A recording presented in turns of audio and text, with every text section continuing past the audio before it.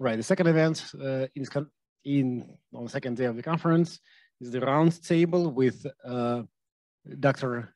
Alexandra Vacroux, who's also the executive director of the Davis Center, our partner in this conference. The topic of today's roundtable is, well, the relationship between the West and Eurasia since 1990. And Professor Nargis Kassenova, also from Harvard, kindly agreed to moderate that conversation. Thank you. Thank you very much, Mikhail. It's too loud. Okay. Down is better. Okay, so всем доброе утро. Good morning. My name is Nargis Kassenova, and I'm a native of Kazakhstan and a proud citizen of this country. But for the past well, almost 4 years, I've been senior fellow and the director of the program on Central Asia at the Davis Center for Russian and Eurasian Studies. And well, this morning you heard my dear colleague, Dr. Kelly O'Neill, who did a beautiful job, and she talked about developing new methods of doing research and creating new genres. Now with Dr. Vacroux, we'll do something different. We'll actually engage in the oldest genre probably in the world in a conversation, but we'll try to follow Kelly's example and try to make it engaging and interactive as much as we can. So let me introduce Dr. Vacroux. She's an executive director of the Davis Center for Russian and Eurasian Studies at Harvard University, and she's also director of graduate studies for our master's program in regional studies. And here with us, we have two brilliant students, Aruzhan and Dipen, sitting there, who I think are the best advertisement of the program. And Aruzhan is also a graduate of Nazarbayev University. So we share something already. We share Aruzhan with you. Alexandra lived in Moscow from 1992 to 2004. Where she had a number of positions, including consultant for the Russian privatization agency, partner and head of sales at the Brunswick Warburg Investment Bank, and also she was an active member of the board of United Way Moscow. While completing her dissertation on corruption in Russian pharmaceutical markets, she was affiliated with the Center for Economic and Financial Research, a Russian think tank associated with the New Economic School. Prior to joining the Davis Center in 2010, she lived in Washington, D.C., where she was a scholar at the Kennan Institute, which is part of the Woodrow Wilson International Center for Scholars. Her scholarly work addresses various Russian and Eurasian policy issues. She has been a commentator on NPR, CNN, Fox News Radio, China Central TV, Hromadskaya TV, and as you can imagine, her expertise has been in particularly great demand over the past 2 months due to the major crisis we have on our hands, Russia's war in Ukraine, which resulted in a major crisis in relations between US and Russia, the West and Russia. So let me start our conversations by connecting the two, the current crisis that we're having in our hands and the 1990s. And it's common to connect the two. One line of thought is that it's the failure of the reforms undertaken in the 1990s with the Western help, and Alexandra, you were an active participant. You have this firsthand experience that said sort of the failure of the reform sent Russia on the wrong trajectory. Well, Grigory Yavlinsky, whom I'm sure all of you know, a Russian politician, recently in an interview, he said that the war marks the end of the post-Soviet modernization project. That started, of course, with Gorbachev's perestroika. So, well, clearly the transition didn't go as planned and hoped. What is your take on it, knowing knowing a lot about the 1990s, but also having this hindsight now? Do you think that Russia had a chance to become a free market economy, or it was sort of a project that was doomed from the very beginning? So the floor is yours. Thank you so much, Nargis, and Misha, I don't know where he went, for inviting me to the conference and for organizing such a fantastic event. Nargis, thank you for asking the most difficult question up front. And let me identify the factors that I think about when I think about the 1990s. So the first is that one of the problems with the way we think about the 1990s and whether the Western reforms worked or didn't work is that it robs Russia from a sense of agency, that Russia was in fact making the transition and that the decisions were taken by Russia and Russians. Yes, there were advisors all over the place, like there have been in all countries that have new governments, but it was very clearly the team around Yeltsin that was taking decisions. They were basing their decisions on a number of factors, and these changed over time in the 1990s. But at the beginning, the greatest animating factor, at least in terms of privatization and the destatization, if we can call it that, of the economy, was the idea that the state had been too powerful and too controlling, and that what was important was to weaken the state in order to give people the freedom that they hadn't had before. And the team around Yeltsin was very much influenced by neoliberal ideas, economic thoughts about, the inherent drive for freedom of individuals and firms, and how capitalism and democracy embodies these and allows them to thrive. But there was less consideration of what kind of institutions should exist on the other side of that. And the reason that I had done my research on pharmaceutical markets and the development of informal mechanisms in the pharmaceutical markets is because I wanted to look at what happens in a sector where you actually want a lot of state regulation, right? The answer to pharmaceutical markets is not, let's deregulate everything. And that was sort of the missing block. Like there was an understanding of how you weaken the state, but there wasn't a plan for building up the institutions. The idea was, and this is the neoliberal idea, was that you give people the freedom to basically do what they want, and then eventually they call or they demand institutions to protect what they've earned. So they demand a free press, for example, because now they want information about what's going on. Or entrepreneurs will demand protection of their private property because that's what they require in order to be able to thrive and to be able to keep their businesses. And what we saw instead was something that's been characterized as a partial reform equilibrium. So you start the destatization, you release a lot of the grip that both the federal and the regional governments have on the population, on the economy, on social sector, on all of the things that are very important to life. And there are people that emerge that take advantage of that and get wealthy or get power. But once they've achieved that, they no longer have an incentive for reforms to continue, because if reforms continue, they get more competition and it becomes less desirable for them to stay with the reform program. They'd like things to stop where they are. And when I think of the 1990s, I think that's what happened up to 1998 to the collapse of the ruble, is that you had people, the oligarchs were the most visible, but certainly that was true at the level of general directors and firms also, is that they got into a position by kind of being the first movers, maybe clever isn't the right word, but hitri. And then once they were there, they tried to block other people from competing with them.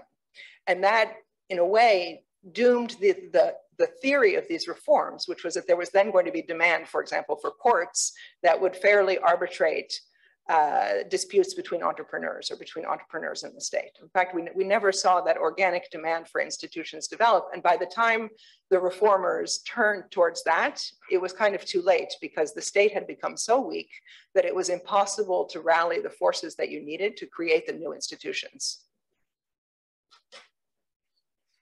So would you say they believed sort of in the magic of the market, that it will sort of appear, right? Like once you undo undo this central planning and kind of the state as the state economy as we used to have it. It sort of magically happens. So. I would say the magic of the market and the magic of democracy, right? Neither of which actually exist per se. And partially, I think this is the case because if you remember, the team around Gaidar they had sort of a little kuzhok outside of St. Petersburg. They got together and they read Hayek and they read all of these economists, and they kind of figured out what the Soviet Union was not and what they wanted. But that was pretty theoretical, right? So then when you had to put that into practice, right, especially when you don't have many levers and you don't have much money, the easiest thing to do is just let go of the way that the state controls things, right? It's kind of a very crude way to get to the result where the state is not involved in people's lives. But the problem is that there's a lot of what we would call collateral damage, right? A lot of things fall apart. There's no детские сады, for example, or companies where they're the only employer of the town are no longer making money and everybody has to go to barter. There were just so many consequences of letting loose all of the regulations and all of the rules and no new system to replace them. So for example, one of the things that I looked at in my research was I would go to pharmacies and I would go to regulators of pharmacies. And I would say, so tell me, like, how do you regulate private pharmacies? And half of the regulators said, we don't believe in the private sector in healthcare. The state should be running health, right? It's so important that there's no role for the private sector, and we automatically deny all applications for private pharmacies. Okay, and then you realize that part of the problem is that there are no new laws to regulate pharmacies. They only have Soviet laws, which don't anticipate a private market. And so they're trying to figure out how they can use the Soviet laws either to ban private pharmacies or to allow private pharmacies. And there are about 10,000 different regulations, laws, постановления, распоряжения, all of these things, right, that actually have nothing to do with the market as it is now. And the process of trying to adapt this legislation was done not even on an oblast by oblast level, but in the municipalities. They were trying to figure out, sort of the lowest level officials were trying to figure out how to design or how to adapt an obsolete regulatory environment to a new situation that they had no experience with. Many had never traveled, right? They had never actually seen private pharmacies or a private market.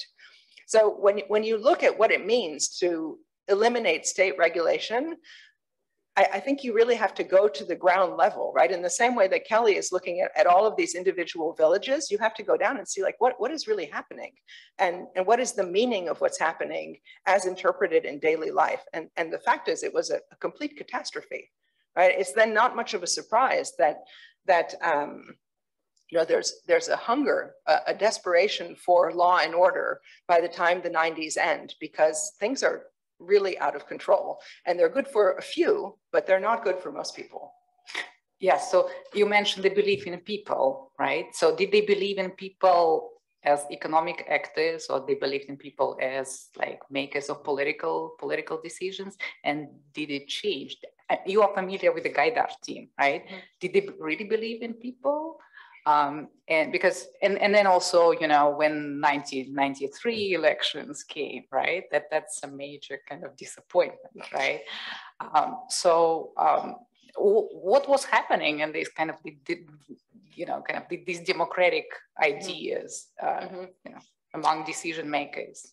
So I think they believed in free will, right? That people were individual agents and left alone and untroubled by the state, uninterfered with, they will pursue their self-interest. And collectively, that self-interest is going to produce a functioning society, right? Which is not really what happened. But their fear, right? The animating fear, at least of the Gaidar team, was that the communists were going to come back. Right. And so the most important thing was to privatize as quickly as possible, right? To weaken the state as quickly as possible, even if you didn't have something to replace it, just so that the communists couldn't come back and reverse what had been done in that short period. I don't really know the extent to which that was a genuine threat, right? Maybe it was unrealistic, but they certainly were afraid of that. And I think that's what led to a lot of ill-considered decisions. And ironically, you know, there would be Western advisors who had advised other countries who would say you should go slowly, you know, do it like Poland, first restructure the enterprises, then privatize them. And they would say, we don't have time for that, right? Because, you know, in Poland, they don't have the Communist Party to worry about, and the church is on their side, so they'll be okay. In Russia, there is a genuine opposition that still has a structure and some resources. And at that point, the advisors were like, okay, well, we don't know, right? If you tell us that that's a risk, then I guess it's a risk, right? And you know what you're doing. So what was the biggest mistake in your view in the 90s? And was it like, did it predetermine the rest, or there were different inflection points? I don't think anything was predetermined, right? I think at any point there could have been different choices.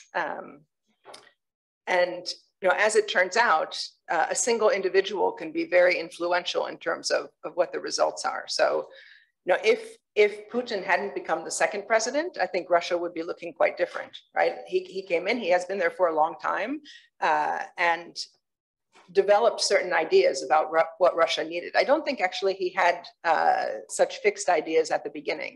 You know, if you look at the initial economic reforms, for example, the flat tax and things like that, there was quite a lot of holdover from the Yeltsin team to the Putin team, and things changed over time. But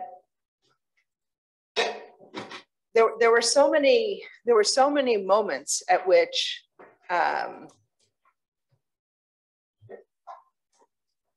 Russia didn't have the experience on the international stage. You know, it came in and there was this sense of cognitive dissonance in a way, right? We've been raised as the Soviet Union. We're a superpower. People take us seriously. And then you go to a meeting and no one really takes Russia that seriously. And because of that, you know, there were mistakes on both sides. And I think the debate that we're having now about NATO expansion is one of them, right? There are books being written, you know, was it really promised that NATO wouldn't expand 1 inch to the east or not? Yes. The Russians say yes, you know, the Americans say no. It's a whole debate. But the important thing is that the Russians felt that that promise was made, right? And I think there wasn't enough of an understanding on the Western side of appreciating the Western perspective. You know, as in any negotiation, you don't have to adopt the point of view of your you know, your interlocutor, but you really want to understand what they're coming from. And you want to understand not only their positions, but the interests that lay behind their positions. And I don't think the West tried very hard to do that. And that's because of what? How do you explain that? Well, partially it was this feeling that we won, right? The Cold War is over, the Soviet Union collapsed, therefore, you know, I guess we're the only superpower. And NATO gets to kind of occupy the space, and there's no countervailing Warsaw Pact on the other side. And I think there was arrogance on the Western side about what that meant, you know, that maybe you didn't have to take Russia so seriously. You know, Yeltsin was a problematic leader. I mean, he was a very special person, very brave in some ways, but he also had trouble projecting the kind of authority that might have made the West really take Russia's interests into account. And certainly as his health worsened, you know, as he was kind of boosted in the election in 1996, for example, and then the ruble devaluation in 1998, all of that seriously diminished his domestic legitimacy, which then meant that he wasn't taken as seriously abroad. If Primakov, for example, didn't lose, like if Russia under Primakov, that's the question I've been having in my head, right? Somebody who kind of with a lot of experience, very state interest minded, but can kind of connect these different groups, right? He had some credibility in different camps, and he had a credibility with the West, right? He was quite respected, and he could, well, fairly successfully negotiate, you know, given the you know, weak cards that Russia had at the time. Would Russia, you know, the West relations would have been different?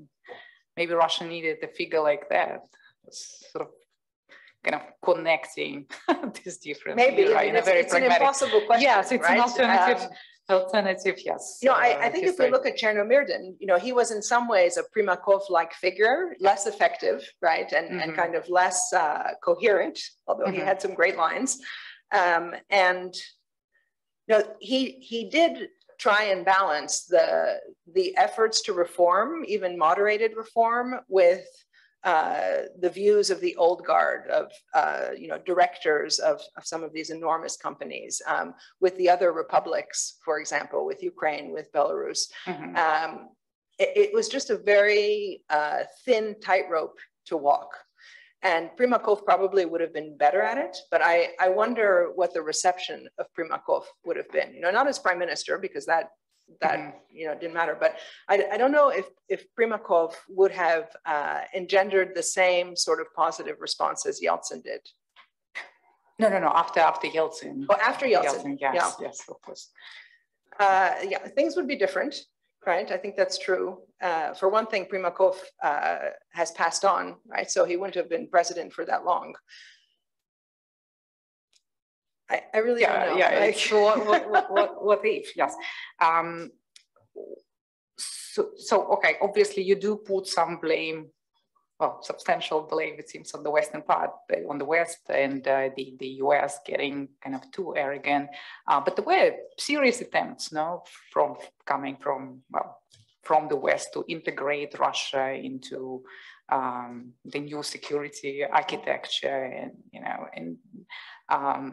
and actually it wasn't the West who was enthusiastic about the expanding of NATO. We know that these are the countries, that sort of, just got free from the Soviet Russian yoke, who were so, worried about their security that they, were desperate to get into NATO, and they were pushing as much as they could. So you think that these efforts were not were not good enough? So more should have been done, could have been done, and if so, along what lines? One of the important points is that it was not that an effort was made to integrate Russia into the new security architecture, right? The attempt was made to integrate Russia into the old security architecture, which didn't really have a place for Russia. There was definitely a missed opportunity to create a new security architecture for Europe. Right? And I think that there's a lot of consensus on that now, that probably NATO was not the right instrument to expand and become a single bloc on the continent. NATO was always meant to balance the Warsaw Pact. And once the Warsaw Pact was gone, something else could have been done. I'm not an IR theorist, so I can't imagine what that architecture would have been. But we have heard that Russia even tried to join NATO and was rebuffed. So there was very complicated partnership programs and things like that, but it was never that serious, I think mostly because of inertia rather than antipathy towards Russia. In terms of the Eastern European countries, I mean, if you look at a map, NATO did move 600 miles closer to Russia, right? If Ukraine is part of NATO, that's another 600 miles, like never mind Finland and Sweden. And so if you believe that NATO is a threat and that Russia is constantly encircled by enemies, you can see why the Russians would believe that they were being threatened. Again, like, you don't have to accept it. You don't have to believe that NATO is aggressive necessarily to see why the Russians see it that way. And again, for many years, there was a failure to take Russian comments seriously over how they felt about NATO expansion, over Georgia and Ukraine being red lines when it came to joining NATO. And people just didn't pay attention to it and didn't engage in a discussion about it, right? Because they thought it was rhetoric without true intent behind it. But were they genuinely worried about the security, or it was more like a hurt pride and also domestic experience? I don't think so in the 90s. I mean, we were talking about the peace dividend, right? How great it's going to be that we don't have to spend all this money on defense now, that we don't have another enemy pointing ICBMs at us. But bureaucracies also are intent on perpetuating themselves, right? So you can't have a big military alliance that isn't making military plans and buying military equipment. And without a big reset of that architecture, I think it was inevitable that NATO is modernizing, right? Because that's what they do. And eventually the Russians look and think, okay, well, we have to modernize because we're still facing, a more modern army. And eventually you have more of an arms race. And then before you know it, you're actually opponents again, partially because of inertia and partially because of this feeling like, well, we've always wanted to be stronger. Let's just take a little more leeway. Let's bring in some more countries. Though you make an important point, right? Which is, it's uncomfortable to say that we get to decide if Poland joins NATO, right? Or if Ukraine joins NATO. Exactly. Why don't they get to decide? And they decided they wanted to be part of NATO because they were afraid of Russia, right? Even when we kept saying, you don't really have to worry about those guys anymore, right? Also like, no, like we are worried. And I don't think it's right to say that we get to determine as if we had ongoing spheres of influence where we control, the same way the Russian Empire controlled Kazakh territory or Ukrainian territory. We don't get to say, like, we decide who you can be friends with. At the same time, like, it's an illusion to think that the United States doesn't do the same thing, right? The reason the Cuban Missile Crisis happened in 1962, 61, is that we didn't want Russian missiles in our sphere of influence. And we're lucky that we have these big friendly neighbors to the north and to the south in Canada and Mexico. But if Russia started, actively militarily cooperating with Mexico, we would not like that at all. So it's not really fair to say you don't get spheres of influence or you don't get to have buffer states around you when, in fact, countries that can afford to do that want to do that for security, even if they're not directly threatened. Yeah, yes, but the Cuban Missile Crisis took place during the Cold War, and we thought that we were past the Cold War. We were done with this kind of ways of, But look at how we are with China now, right? I mean, we're in the United States, we're kind of anxious about what China is doing. Are they getting into Latin America or Central America? Like, isn't that sort of the space that we're allowed to control? So right. I think, it's a little bit like, when you have your neighbor and your neighbor starts, I don't know, planting big trees, they're eventually going to come and put shade on your house. And you're like, well, I have a little bit of a right to determine sort of what my neighbors are doing if it's going to affect me. Yes, exactly. Yes, there are great powers and there are small powers like us, like Kazakhstan, and who want to have agency, who do have some agency, but of course they need to be very, very careful, operating in this environment. So, well, speaking of the U.S. not in its neighborhood, but in Eurasia, how do you assess the U.S. engagement in Eurasia over the years and the current moment as well? So, and what is the current debate in the U.S. foreign establishment on what U.S. should do in Eurasia?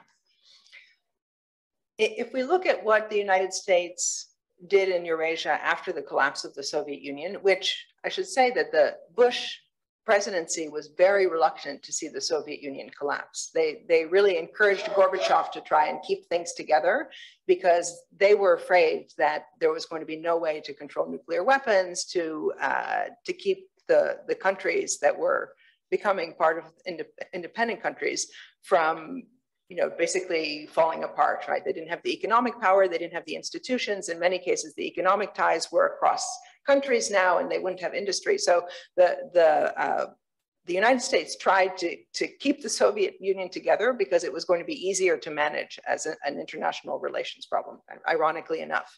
But once it was clear that there were going to be 15 countries instead of one, the US had a rather haphazard way of trying to build relations with these. And I don't talk about the Baltics because they went to Europe pretty quickly, but with all of the other countries. And in some countries, it was more successful. I think there was a great role of individuals at that time, of personal connections. If the ambassador by chance happened to be an effective person and maybe not a political appointment who had been the biggest donor, but someone who knew something about the region and was able to establish connections, that was helpful. And then, of course, the fact that there was a conflict in Afghanistan and there was a role for Central Asia to play in the delivery of materiel to Afghanistan made Central Asia much more important in the American eyes. That's not to say that they did a particularly good job of dealing with the individual countries, but at least they understood that Central Asia was going to be important. If we look at the current moment, there's been a major change, obviously, in the way that the world is looking at Russia. And I think there's a renewed appreciation for the importance of the countries in Central Asia and in the Caucasus. And I just, before I came to Kazakhstan, I was in Armenia and I was in Georgia. And what people told me, local people told me, is that all of a sudden the Americans are very interested in kind of improving relations and establishing different contacts in military to military cooperation, which was already quite prominent in Georgia, for example. So I suspect that we're going to see much more attention now paid to these countries than we did before. It will be clumsy. There's not the level of expertise, although I know that they are reaching out, to your program and to other programs at other universities to try and understand what's going on. But there's a real opportunity for these countries to assert their importance now in balancing Russia's influence. So it's an opportunity that probably won't last for very long, but that definitely exists in the current moment. The other thing to keep in mind is that there's a pretty short attention span in politics. So in America, it's basically every 2 years, you have a presidential election, then you have the midterm election, which is coming up in November. So nobody thinks about anything because the House of Representatives could completely change. And then you have the race to the presidential election. So it's a very short time horizon, and sometimes the really good experts or the really good ambassadors aren't even there for that long. So it's very important to take advantage of the moment when it arises. And I think this is such a moment. Okay, thank you. So you think that this switch to the Indo-Pacific from kind of Eurasia, at a certain point, well, the US was thinking, okay, things are okay here. Like Europe, definitely okay. Mm-hmm. Let's start reducing the military presence. Okay, the game is in the Indo-Pacific. Now the game is both in the Indo-Pacific and Eurasia, I would imagine. Right. So the pivot to Asia, which Obama tried to do, never really happened. Right. I mean, it happened a little bit. There's definitely better ties. But when Trump came in and essentially blew up the relationship with China, that already became very much in flux. And now, of course, there's so much focus on Ukraine and on Europe and on keeping NATO and Europe allied in the conflict that there's not going to be that much attention as was once hoped on China and on Asia. Remember, the last National Security Review basically said, like, yes, Russia and China are the major threats to the United States, but really it's mostly about China. Like, Russia's a legacy threat, but China is the future threat. And I don't think they see that anymore. I think that now those are both considered to be different kinds of threats, but equally important. Of course, the difference is that we need China. Right? There are a lot of economic ties between China and Europe and China and the West. And so it's trickier to actually keep working with someone that you're in competition with, as opposed to cutting them off, which is what has happened with Russia. The role of Central Asia is going to be quite interesting. I remember when I came here a few years ago, people kept asking me, so what do you think? Should Kazakhstan lean more on China or lean more on Russia? Like, what are we supposed to do? And there was no answer to that question, right? I mean, you want ideally as many networks and ties as you can as a way of kind of diversifying your risk portfolio. And I think that remains true now, not just for Central Asian countries, but for the United States as well. One of the interesting features, and it's a bit of a digression, is that Trump really forced a complete revisiting of American policy towards China.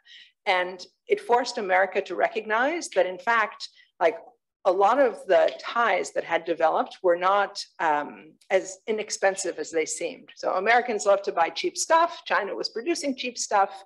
And the fact that they might be stealing intellectual property, for example, it's not nice, but we live with that, right? Or the fact that Google is there, but they're not allowed to show all of the results because there's an internet firewall. Like, okay, we can live with that too. And now there's a realization that given how fast China has developed and where it is now, that we do need to draw the line somewhere. So I think relations with China will never be kind of as open and positive, if you will, as they were before Trump. They will always be now more calibrated and more careful. And the destruction of so many supply chains during the pandemic and now during the COVID lockdowns in Shanghai, for example, really are making a lot of Europeans and Americans revisit the idea of, some things are just not worth a cheap t-shirt, right? You need to pay more in order to be sure that you can produce masks when you need them, for example. It's impossible not to have China in the conversation, right? We try to focus on the West and Russia. And okay, since we brought it up, well, there is sort of an idea that Russia is becoming this kind of younger partner of, like, smaller partner, not younger, but yeah, junior partner of China. And in Russia, they were kind of more, okay, we are equal, right? We're equal partners and strategic partnership and all that. Well, if you read the latest Dmitry Trenin's piece, he's saying that Russia now needs to take kind of developing this partnership with China more seriously, right? Where do you think it is heading? I mean, I'm drawing on your Russia expertise now. Do you think it will happen? For a long time, we had this working group on the future of US-Russia relations with the Higher School of Economics. And so we met with a group of Russian academics and think tank type of people 2 or 3 times a year in Moscow or in the United States.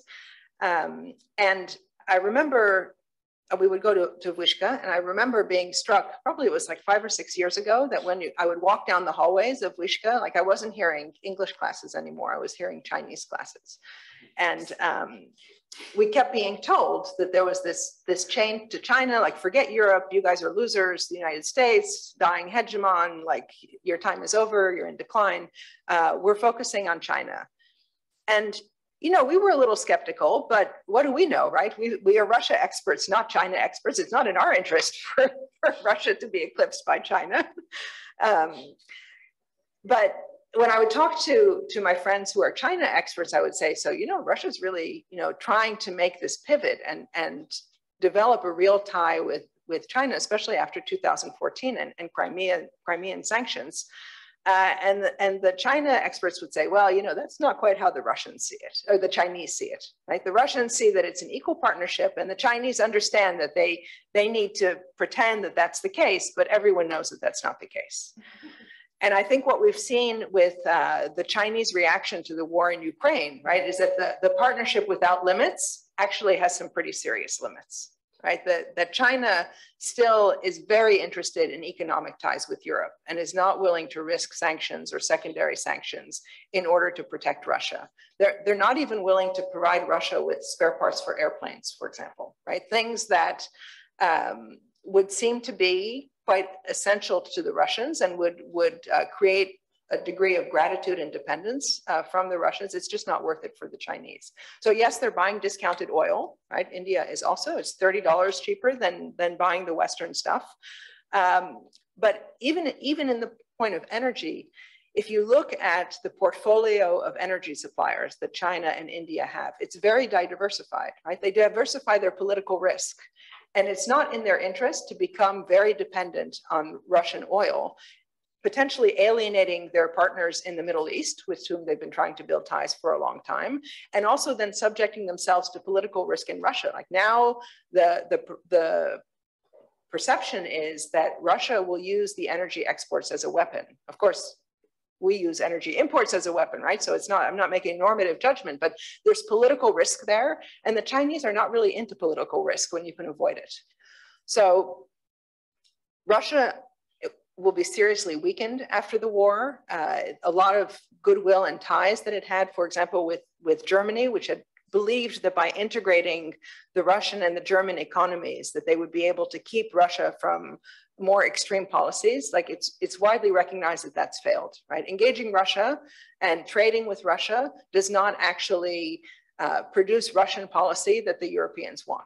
So Angela Merkel, who seemed to be such an amazing chancellor, her reputation is basically shattered now because it was a failure, right? It didn't actually keep Russia from being aggressive towards Ukraine. And so Russia will find that it needs China quite a bit. And being clever negotiators, China will understand that they're going to be able to get more out of that partnership than they were before.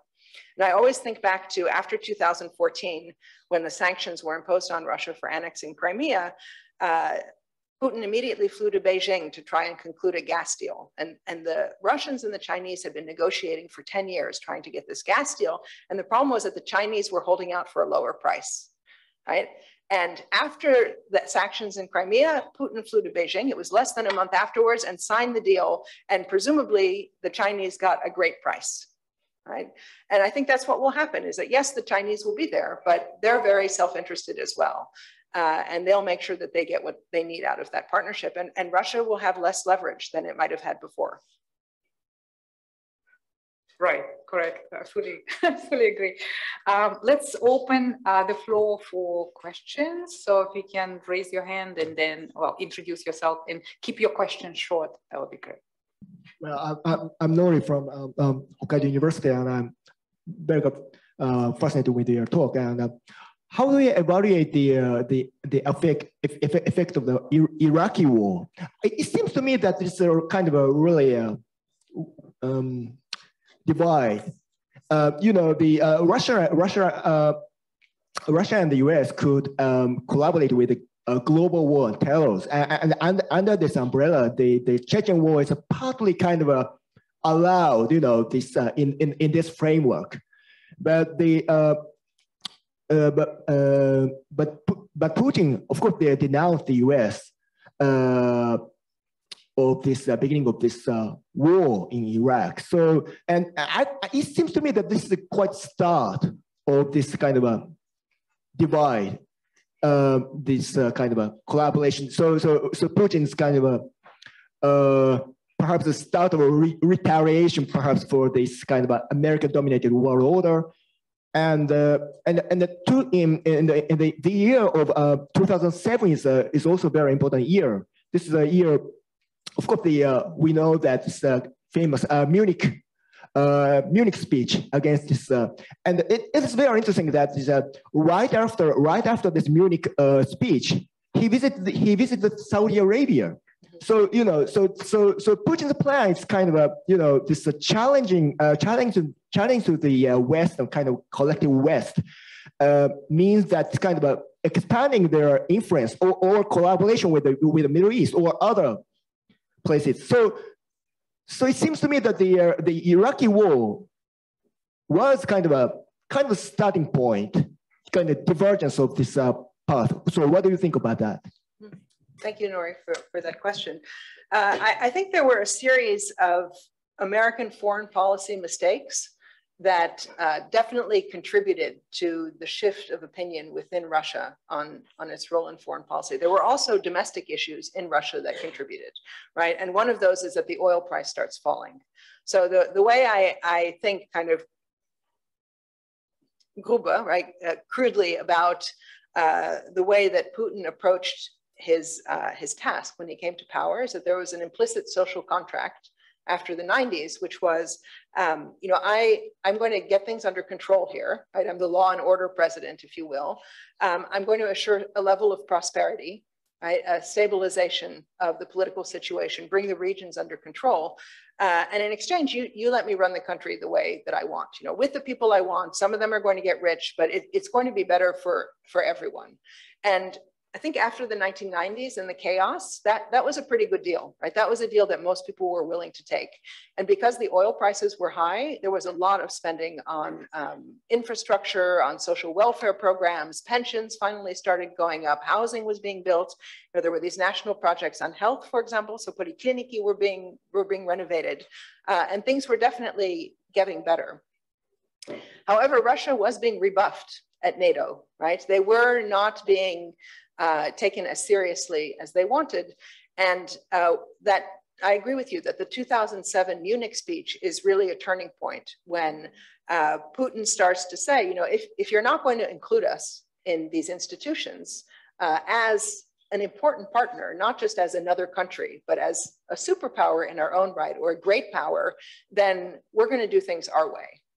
And as the oil price starts to fall and prosperity becomes more out of reach and growth slows down, the social contract has to change to something that's more like, you let me rule the country with my guys, and some of them are going to get rich, but I'm going to reassert Russia's power on the world stage. I'll make Russia great again, right?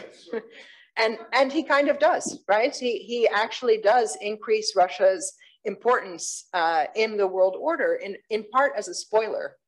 Right, so maybe Russia doesn't have the resources to have a grand Middle Eastern strategy, but it can ruin what the West is planning to do in Syria, for example. It can prop up Bashar al-Assad, who was going to fall without Russian support. And that's also important because if you remember, Obama had dismissed Russia as a regional power, which was a deep offense, right? And what's the difference between a regional power and a great power? A great power projects power abroad, not just to its neighbors, but further abroad. And by projecting power in Syria and kind of winning that conflict in some way, Russia was able to assert its right as a great power. So it was extremely important. And once that happened, there's a whole series of events where Russia discovers that by playing a more active international role, even if it's a spoiler, even if it's a kind of negative role, they finally are getting the respect that they wanted. Карлыгаш Макатова, Казахстан. Я просто координатор английского языка для журналистов. Я хотела не то что задать вопрос, а, так сказать, выразить такой concern в отношении, может быть, это не совсем будет relevant, да, так сказать, но в данный момент у нас, например, очень большое количество россиян в Казахстане в данный момент. И, конечно, это заставляет задуматься всех, так сказать, казахстанцев о последствиях, которые могут возникнуть. Вот в связи с этим, я не знаю, как бы сформулировать вопрос, но насколько будет реакция Запада на то, что практически у нас мы санкционируем их присутствие здесь, и как бы чем это может обернуться? Есть ли какие-то мысли по этому поводу у Западного альянса, у Америки? Я не знаю, если я задала этот вопрос как бы корректно, но у казахстанцев, понятно, большие как бы связи с Россией очень огромные. И у нас в данный момент просто происходит не то, что там переосмысление, а просто казахстанцы не знают, чем это может обернуться для нас. Это будут санкции, будет ли, предположим, очень много говорят о том, что, возможно, Россия там нападет на нас или еще что-то. Что по этому поводу думают американцы и западные представители? Okay, I understand. So I think the question is not, should Kazakhstan be worried about Russia, right? The question is, should Kazakhstan be worried about how the West sees the fact that there are a lot of Russians in Kazakhstan? And not necessarily the people who have left since February 24th, but in general that there are friendly relations between Kazakhstan and Russia. I think everybody recognizes that Russia is a major trading partner for many countries in the region, as it was for Ukraine. And it's not realistic to break all of those ties with Russia, given local economies. I don't think there's any interest in impoverishing countries that are dependent on Russia by making it impossible to buy wheat, for example, or buy fertilizer. At this point, I know there is another wave of sanctions that's being considered. I'm not sure that the US has a clear strategy on what's being accomplished by the sanctions at this point. I don't think anybody has an interest in having Russia completely collapse economically or politically. So it's difficult to know what's going to happen. And one thing the United States hasn't done yet is impose secondary sanctions. So in other words, it hasn't gone after companies that are trading with companies that are breaking sanctions. That would be very complicated for Kazakhstan and for a lot of countries. And it's possible, you know, it's been discussed with Russian oil, for example. So, China is buying Russian oil. Let's sanction the insurance companies and the oil tanker companies and all of the intermediaries that are involved in that trade so that they can't sell the oil to China, even if China wants to buy it. That would be a very significant escalation of the sanctions, which is possible if Russia escalates what it's doing in Ukraine. If, for example, as people are discussing, there's the use of a tactical nuclear weapon by Russia in Ukraine or of chemical weapons, then I think you would see those kinds of sanctions, and that could have an effect on Kazakhstan. But just the fact that there are economic ties at this point is I think, not something the US is interested in sanctioning. Yeah, confirm that. And I think, well, I think our government is also doing a lot in this regard. So they've been very kind of intense negotiations with the policymakers in DC, with the State Department, with the US Treasury, the WOFAC group that is actually regulating these sanctions. And so far, I think we're good. I don't think they care about Russians actually, like physical Russians moving to Kazakhstan or to Armenia or to Georgia, but the the economic aspect is more important, so that they don't want Kazakhstan to become this entrepot and but at the same time they understand that we have very, very tight relations, deep relations, and we're so interlinked with the Russian economy, and it's completely unrealistic to decouple. There is understanding of that, and as of now, the situation is good. But of course, we need to be very careful with what we do. It's not easy, obviously. My name is Vera Agiyeva. I'm from St. Petersburg High School of Economics, Vyshka. And right now I'm working in Paris, in Paris School of Political Studies. I'm writing my second PhD there.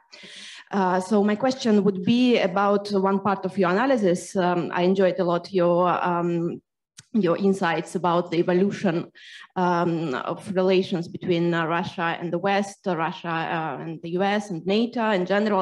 I found it quite balanced and neutral, and a good attempt to see both sides. In the same time, one side is missing for me in your analysis, because you are criticizing a lot US actions, NATO expansion, and this, let's say, not decent analysis of Russia, not a decent place which was suggested for Russia after the collapse of the Soviet Union. But one thing is missing, I think, here. What is the role and what is also the let's say, the input of Russian responsibility in the deterioration of the relations between the West and Russia, because Russia also played its role there, right? What is Russian role here?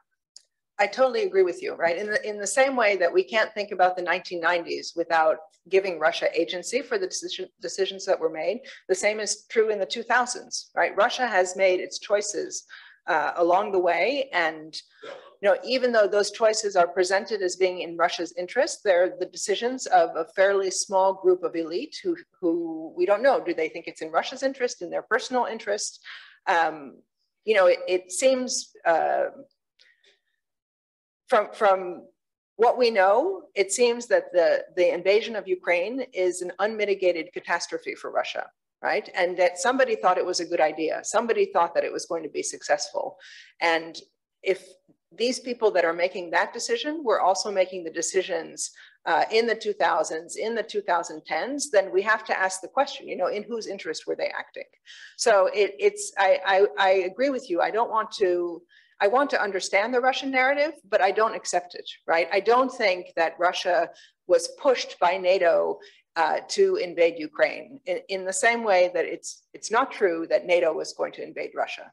And I am always reminded, so in one of these working group meetings, we went to Moscow, it was December 2016, and our Russian colleagues were popping champagne and saying, oh, thank God Hillary Clinton didn't win. They're like, really? Like, why would she be so bad? Well, because the first thing she would have done was invade Russia. It's like, the United States does not invade Russia, right? I mean, the United States doesn't care enough, right? Maybe they should care. But I was talking to a colleague who worked at Russian universities, who's now in Tbilisi, and he said, you know, I send all my students to New York so they can walk the streets and look around and realize that the average American does not think about Russia at all. It has no importance to the Americans. Maybe it should, right? We're not very sophisticated in terms of geography and importance, but the fact is that, you know, people weren't thinking about Russia, and it seems like that was part of the problem, right? That, in a way, was what Putin was doing in 2007, is getting attention and saying, hey, look, like, we're actually more important than you think we are. And you have to wonder, you know, what exactly was the rationale for Russian foreign policy? I think we'll be looking at that for a long time, because I don't think we know. I have many students who say that they're going to be studying Russian foreign policy, and they're going to figure out, you know, why Russia did this or why Russia did that. And I said, you know, you need to pick a thesis topic that you can actually investigate, right? We cannot know why Russia is making these decisions because we actually don't know who's taking them and what the inputs are. У меня такой вопрос. Я не буду вдаваться и не надо вот, в перипетии, всякие коллизии чисто политического плана. Где какие интересы, какие мотивы. Это бесполезное вообще-то обучение. Но я хотел просто вот такой вопрос задать. Не кажется ли, что вот брать коллективный Запад, если, ну, условно у нас так говорят, коллективный Запад, хотя это, конечно, не коллективный Запад, что просто не представляет социальную структуру и социокультурную ситуацию в России.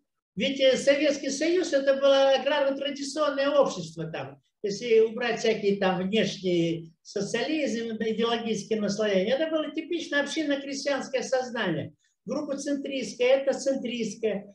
В Советском Союзе была тоталитарная система, она взращивала тоталитарное сознание, авторитарное сознание. Сейчас вы представляете, в России социальная структура 85-90% это вот тоталитарное, авторитарное сознание, этногруппоцентристское сознание.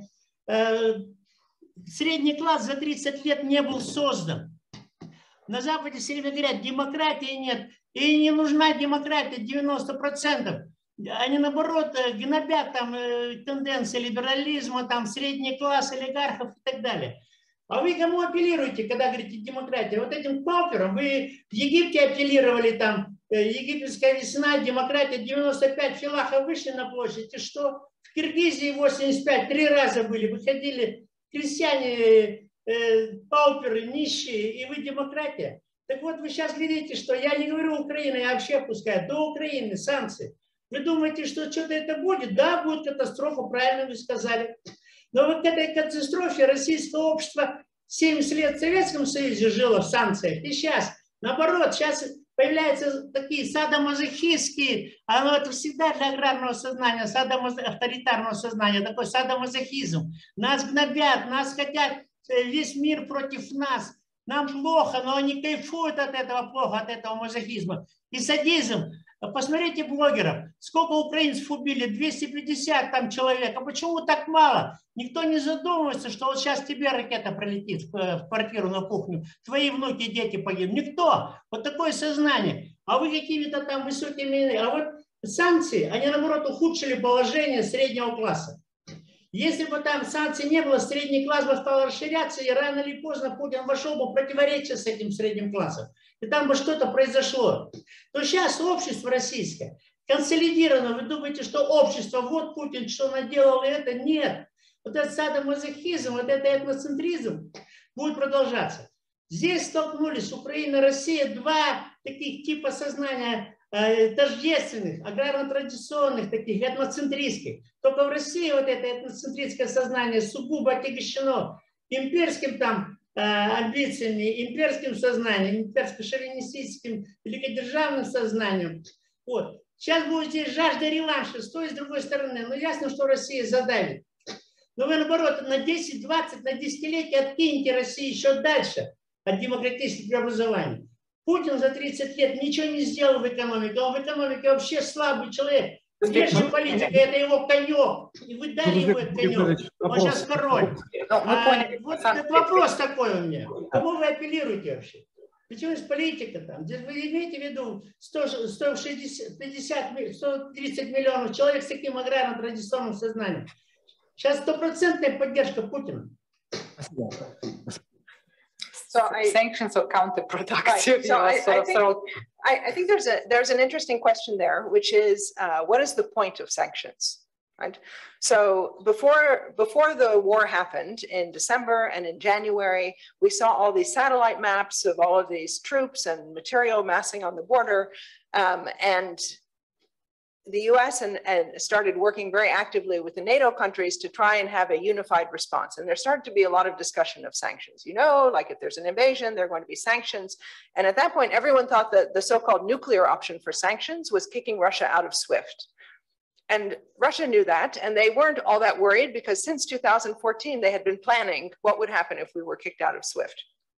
But it turned out the real nuclear option was freezing the central bank reserves, which was not expected and which was interestingly not warned about, because warning would have meant that Russia would have moved the currency out of Europe or out of the United States.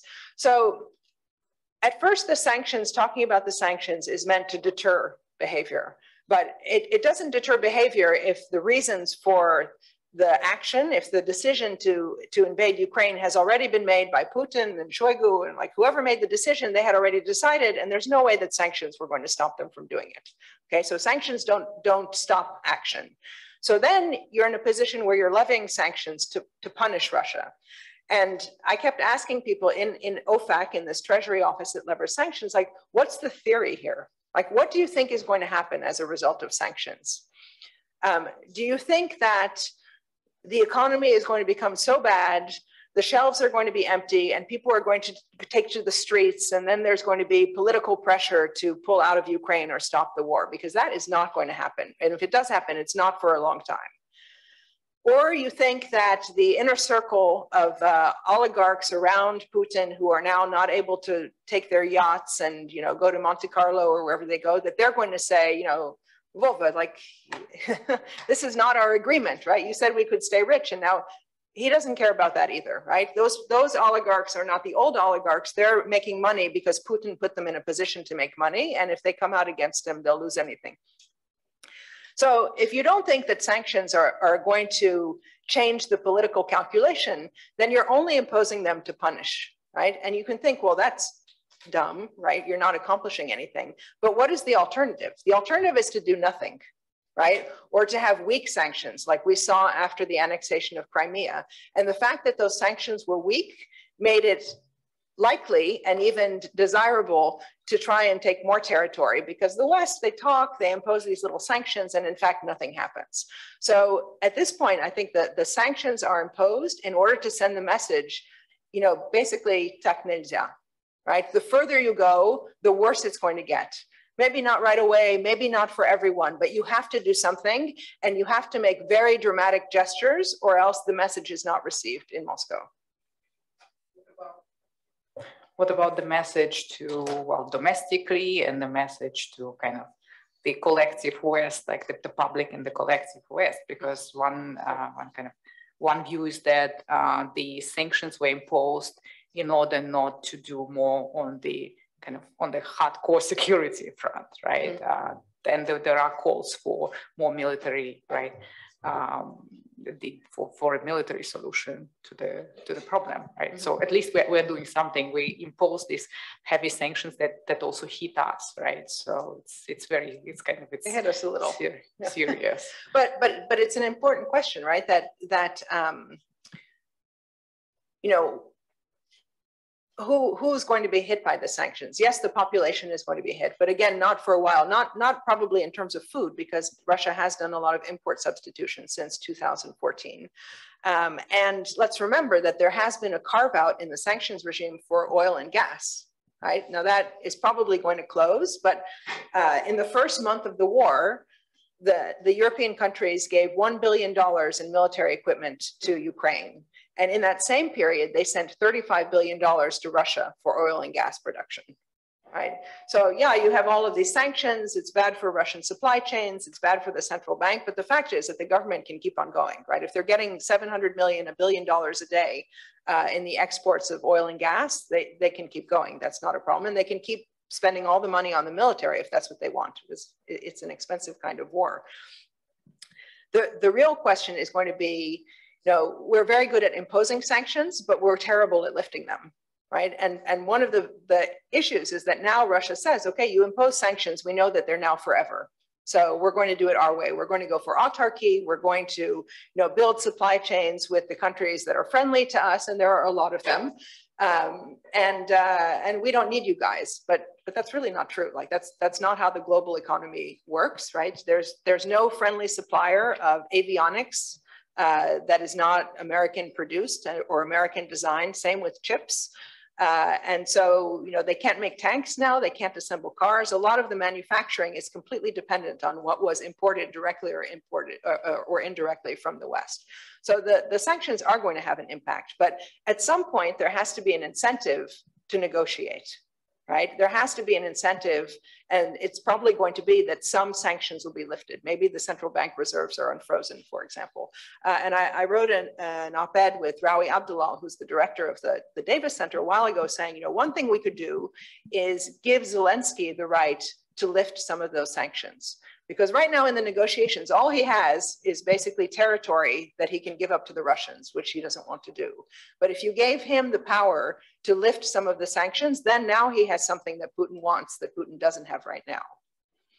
Yes, but sanctions is part of the story, right? That Russia was even probably more hit by companies moving out of Russia because it's so toxic and the risks are so high. Can we take one more question? Okay, yes. Hello, Camila Kovязина, Research Center, Paper Lab Research Center. I have two questions. I don't know if you could answer to both. Okay. Okay, but okay. I wanted to ask if you think that it is the perception of Russia itself as a superpower which led to the whole situation with Ukraine, because they would not consider maybe NATO and its widening of its territory as a threat to them, because if they didn't perceive themselves as a superpower. It's the first question, and the second, it is connected to the questions you. To the questions that you answered before, how do you think what will be the next architecture of security, international security? Because now we all see that it doesn't work the way it is now. That sanctions, they don't work. That Ukraine now is on fire, and no one can actually save them. So. Okay, so I'm going to take the second question first and say I have no idea, but I hope that there are some very smart people working on that question because it is very urgent, and now is the time to start thinking about what the world will look like after the conflict in Ukraine, which I hope does not last that long. In terms of Russia's attitude towards Ukraine, in a way, this brings us back to the whole point of the conference and to the question of empire, right? To what extent is Russia's attitude towards Ukraine a legacy of believing that Russia has the right to control Ukraine, either because it's, they're actually part of Russia or they have an idea that they have the right to control that territory. And I think that that's extremely influential, actually. If you read we would call it a screed that Putin wrote last summer about how Ukraine doesn't have its own history. It was a mistake that Lenin created. And, why do they think they're separate from Russia? Of course, they're part of us. That's not what the Ukrainians think. Right? But that doesn't matter. And I think that attitude of thinking that you get to decide other people's identity is definitely a legacy of empire, and a legacy that was perpetuated in the Soviet Union and has been revived by Putin. I don't know if I can say it's not the same attitude, but it's definitely been revived along with kind of the use of World War II to legitimize the regime, right? It's all about saving the Russian people from Nazis, from opponents, from those that would weaken us. And Ukraine is kind of a detail in that argument.